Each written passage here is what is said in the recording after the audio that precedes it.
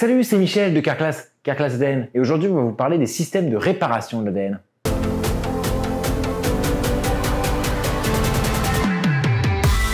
Vous vous êtes jamais dit, mais attends, on parle de mutation là, mais la nature elle n'a pas prévu des systèmes de réparation pour contrer ça justement? Eh ben si, et on va vous en parler maintenant. Parce qu'il faut pas déconner, mais votre ADN il est soumis à diverses attaques tout le temps. Entre les UV, même en Bretagne, la clope, l'alcool et même parfois la cellule qui elle-même se divise mal, l'ADN peut avoir des soucis et donc avoir des mutations. Et vous savez quoi, on va rajouter de ta cautionner là. Parce qu'en plus de tuer votre poids et de tuer la gastronomie française, je suis à peu près persuadé que ça peut engendrer des modifications d'ADN. Quand je parle de mutations, il y a divers types de mutations. Mais pour cette vidéo-ci, on va parler d'un cas simple parce que vous êtes des gens simples et donc la vidéo sera basique. Vous savez que votre ADN est constitué de deux brins qui sont complémentaires. Le A s'appareille avec le T, le C s'appareille avec le G, ça c'est le schéma classique. Nous, pour cette vidéo, on va parler d'une mutation où le A se transforme en G.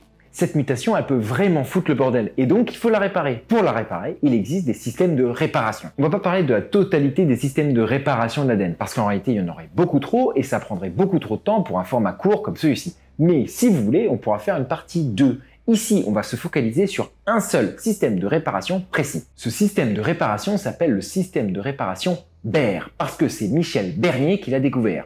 Non, je déconne, lui, il a rien découvert du tout, mais même sans ça, il aura quand même un chauffeur à vie, le con. Alors, le système de réparation Baire veut dire Base Excision Repair, en anglais, ou, en français, réparation par excision de base. C'est un système de réparation qui ne touche qu'une seule base. Donc, si vous avez une mutation qui est plus grande qu'une seule base, il faudra utiliser un autre système de réparation. Mais qu'est-ce que c'est qu'une base? Une base, c'est l'un des composants des nucléotides. Les nucléotides, c'est ce qui compose la totalité de votre ADN. Un nucléotide est toujours composé de la même manière, c'est-à-dire une base, un sucre et un groupement phosphate. Ce système de réparation-là ne va changer que la base et pas le nucléotide en entier. Et c'est un système bien rodé avec très peu d'étapes. Étape 1, il faut déjà reconnaître qu'il y a une mutation.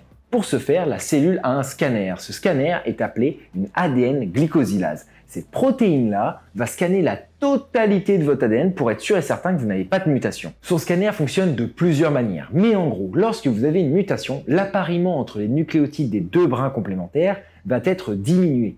Donc, ça va engendrer une distorsion de l'ADN double brin. Et bien, ce scanner va spécifiquement reconnaître ça. Ensuite, elle va couper cette base, ce qui va créer un trou qu'on appelle le site AP.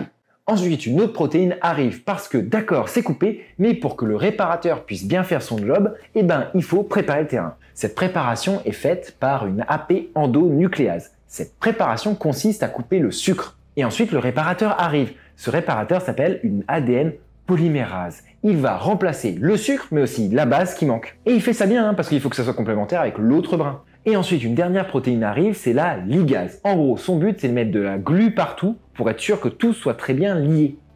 Et c'est tout. C'est cool, non?